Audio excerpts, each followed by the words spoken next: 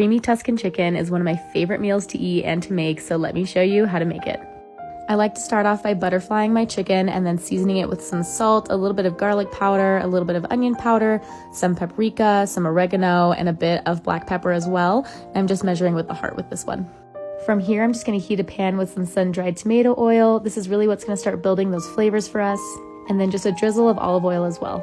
Once that comes up to heat, we're gonna go ahead and lay down our chicken and sear on both sides. While our chicken's cooking, let's go ahead and prep our veggies. This recipe has really simple ingredients. We're just gonna split some cherry tomatoes in half and then cut one whole shallot or a half of an onion, whatever you have on hand, and crush a few cloves of garlic as well.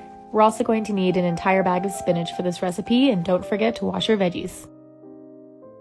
Once our chicken has nice color on both sides, we're gonna remove that from the pan and toss in our shallots as well as our garlic. Go ahead and let these cook for about 3 to 5 minutes until they get nice and aromatic. For a fun addition, I like to add some mushrooms to this dish. They lend themselves really well to the tomatoes and the wine. Speaking of wine, we're going to deglaze the bottom of our pan with some dry white wine before tossing in our cherry tomatoes, and I like to add some of those chopped sun-dried tomatoes as well.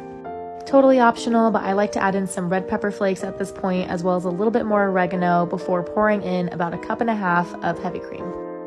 Go ahead and let this simmer and let all the flavors get to know each other before tossing in your spinach. I made a mistake and put my chicken back into the pan at this point, and as you can see, I took it out. So just toss in your spinach first, let those get to know each other, let the spinach wilt down a little bit, add in some Parmesan cheese, and then we're gonna tuck our chicken back into the sauce.